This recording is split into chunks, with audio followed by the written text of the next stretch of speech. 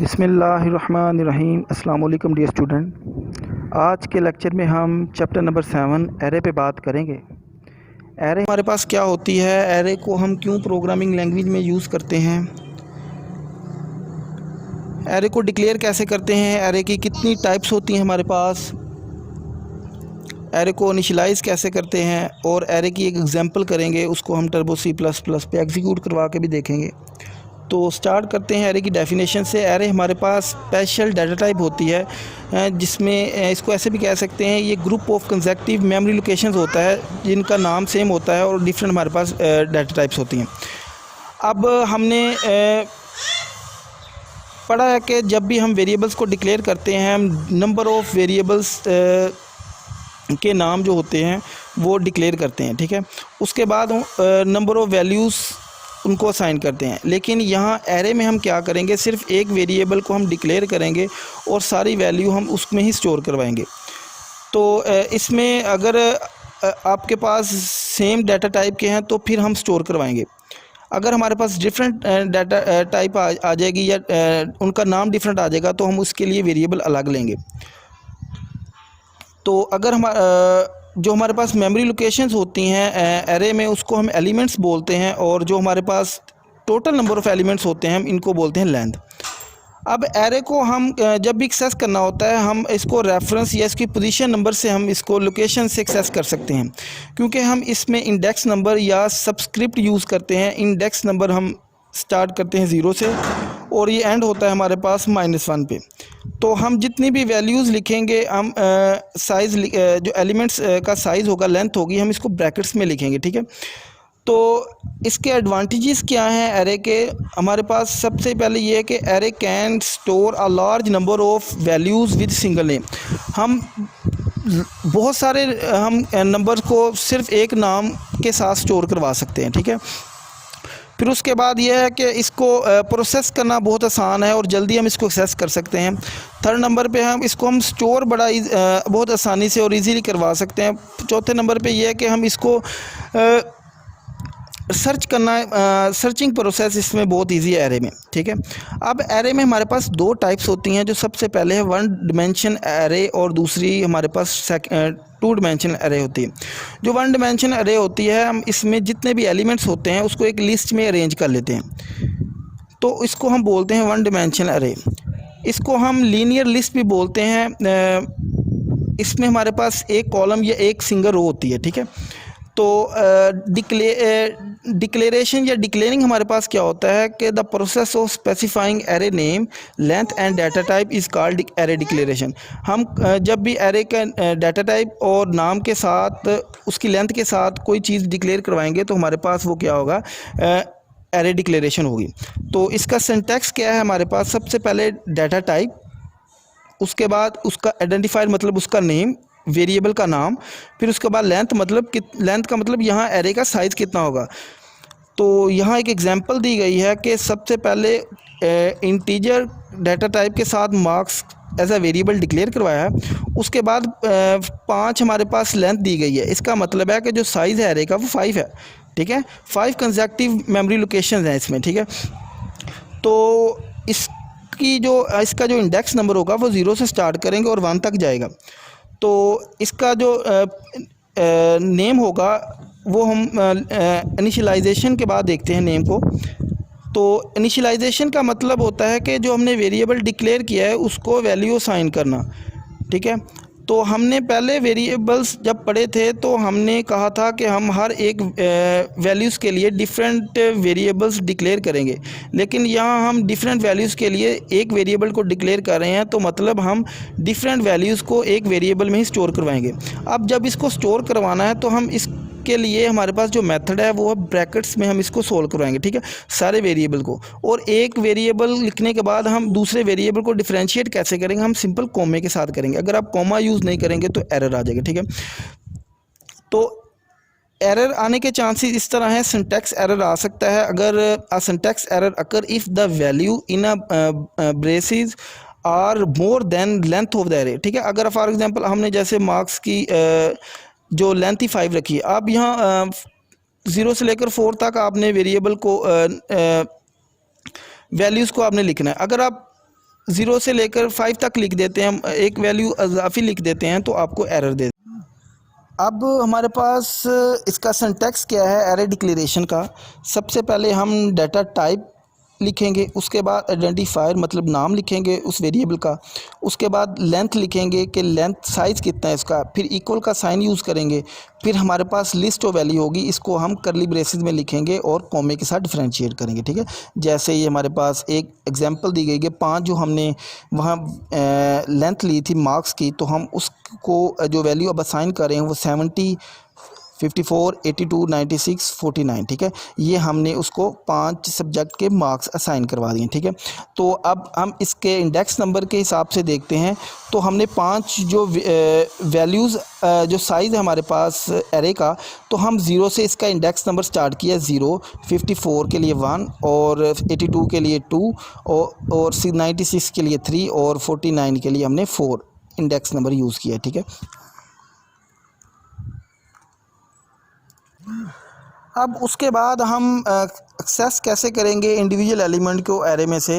अब हमारे पास number of values आ गई हैं, मार्क्स हमारे पास डिफरेंट आ गए। हम इसमें से फॉर एग्जांपल अब हम चाह रहे हैं कि अब हमारे पास नेक्स्ट है एक्सेसिंग इंडिविजुअल एलिमेंट ऑफ अरे, कि हम इंडिविजुअल एलिमेंट को कैसे एक्सेस कर सकते हैं अरे में से।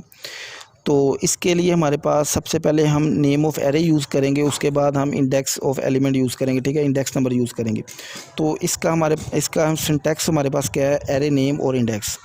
तो जिस तरह ये एग्जांपल दी गई है कि इंट मार्क्स 5 हमारे पास ये जो 5 है ये लेंथ शो कर रहा है। ठीक है, साइज़ शो कर रहा है एरे का।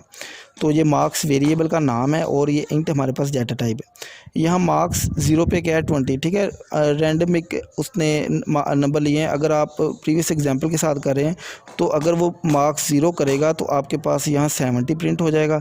अगर मार्क्स 1 प्रिंट करेगा तो आपके पास 54 प्रिंट हो जाएगा। ठीक है, अगर आप मार्क्स 2 प्रिंट करेंगे तो आपके पास 82। ठीक है, तो इस तरह हम एक्सेस कर सकते हैं इंडिविजुअल एलिमेंट्स को एरे में से। ठीक है, तो जिस तरह ये बताया गया है मार्क्स 0 के लिए हम ये यूज़ करेंगे, मार्क्स 2 के लिए ये करेंगे, मार्क्स 1 के लिए ये, मार्क्स 2 के लिए हम ये यूज़ करेंगे, मार्क्स 3 के लिए 4 के लिए। ठीक है, 4 एलिमेंट से 0 से 4 तक इंडेक्स नंबर। ठीक है,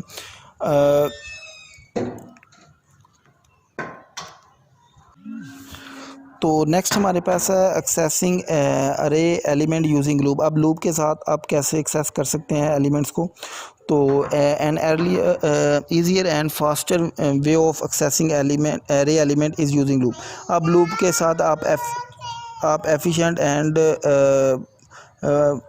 फास्टर वे है किसी भी एलिमेंट को एक्सेस करने के लिए, तो हम लूप यूज़ करते हैं। तो सबसे पहले हमने डाटा टाइप इंटीजर की मार्क्स वेरिएबल और ये 5 की हमने साइज़ की एक एरे ली। ठीक है, अब हम फॉर लूप यूज़ करेंगे। फॉर सबसे पहले हमने इनिशियलाइज़ करवाया आई के साथ, आई इज इक्वल 0, फिर उसके बाद हमने कंडीशन लगाई आई लेस दैन 5। अब यहाँ इंक्रीमेंट काउंटर यूज़ हो रहा है, मतलब कि हर बार आई की वैल्यू हमारे पास चेंज होती रहेगी और मार्क्स आई में हमने आई स्टोर करवा दिया। ठीक है, तो ये हमारे पास था एक्सेसिंग अरे एलिमेंट यूजिंग लूप।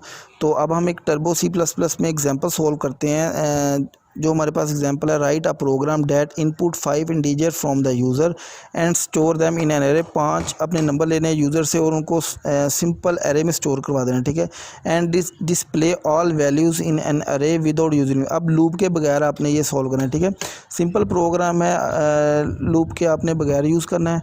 तो सबसे पहले प्री प्रोसेसर डायरेक्टिव यूज़ किए गए हैं। ठीक है, उसके बाद वाइड मेन का फंक्शन है, starting point of the function. अब हमने यहाँ जो उसने 5 इंटीजर्स कहा था, मतलब यहाँ डाटा टाइप उसने बता दिया कि इंट टाइप होगी। ठीक है, इंटीजर टाइप होगी। तो डाटा टाइप हमारे पास इंट और ये उसने ARR अरे ये नाम लिया। ठीक है, आप यहाँ कोई भी नाम लिख सकते हैं, यहाँ आप नंबर भी लिख सकते हैं NUM। ठीक है, नंबर भी लिख सकते हैं, कोई नाम भी लिख सकते हैं। और यहाँ उसने 5 इंटीजर्स कहा था, तो हमने 5 इसकी लेंथ होगी 5 होगी। जो इसका इंडेक्स नंबर होगा वो क्या होगा, 0 से लेकर हमारे पास 4 तक। तो सबसे पहले सी आउट करवाएंगे, एंटर 5 इंटीजर्स, उसके बाद एंडल। तो बाद में हम जो हमारे पास इंडेक्स नंबर होंगे उनके हिसाब से हम 5 को सीन करवा देंगे। तो उसके बाद हम क्या करेंगे, C out the value in an array R. ठीक है, LN सी आउट करवा देंगे हमारे पास के इंडेक्स नंबर 0 में क्या वैल्यू है, 2 में क्या है, 3 में क्या है, 4 में क्या है, जो आप वैल्यू यूज़र डिक्लेयर करेगा उसको एज़ इट इज़ हम प्रिंट करवा देंगे, ठीक है, सी आउट करवा देंगे। उसके बाद गेट सी एच यूज़ करेंगे और पैरेंथेसिस क्लोज करेंगे और प्रोग्राम को हम टर्मिनेट कर देंगे, ठीक है। तो इसको हम टर्बो C++ पे सोल्व करके देखते हैं। सबसे पहले preprocessor direct new file create करें, प्री प्रोसेसर डायरेक्टिव लिखें, hash include iostream .h, hash include conio.h।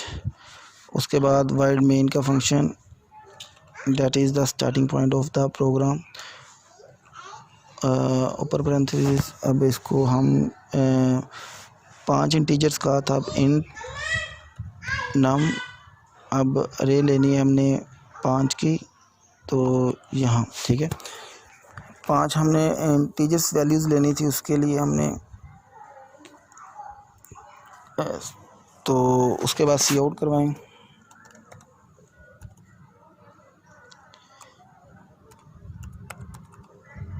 Enter the value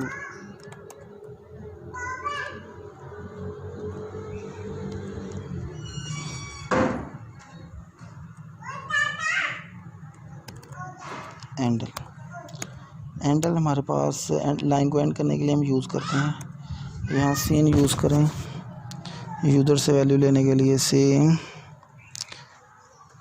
नम, ये जो नम है एज अ वेरिएबल हमने डिक्लेयर करवाया है। 0 से हम स्टार्ट करेंगे इंडेक्स नंबर, सेम 1, सेम नम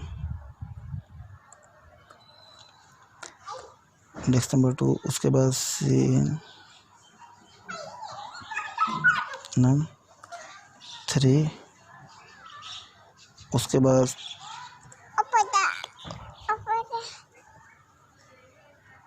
सेम नम 4, उसके बाद सेम नंबर, बल्कि 4 ही चाहिए थे हमें, ठीक है। 5 वेरिएबल 5 वेरिएबल चाहिए थे हमें। उसके बाद हम सी आउट करवाएंगे, तो value in array are value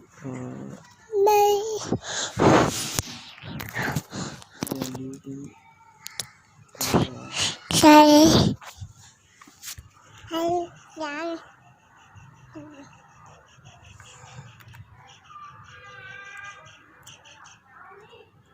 slash n,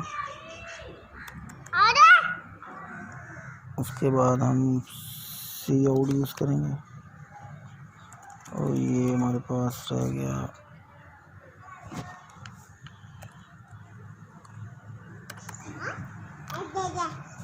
C out.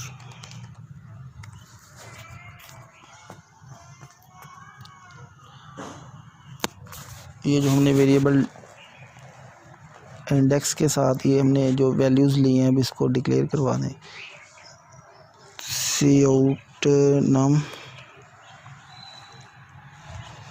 0,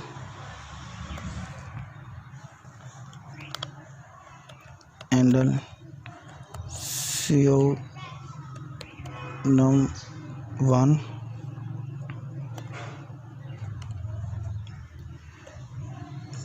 एंडल नहीं आप ही ले लो, C out num 2, endl C out num 3, endl C out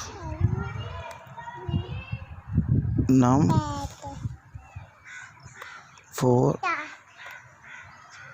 and L, ठीक है, और इसके बाद हम गेट सी एच यूज़ कर लेंगे, गेट सी एच। उसके बाद हम प्रोग्राम को टर्मिनेट कंपाइल करेंगे Alt F9, ठीक है, कोई एरर नहीं आया। तो अब हम कंट्रोल F9 यूज़ करते हैं, ठीक है, वैल्यू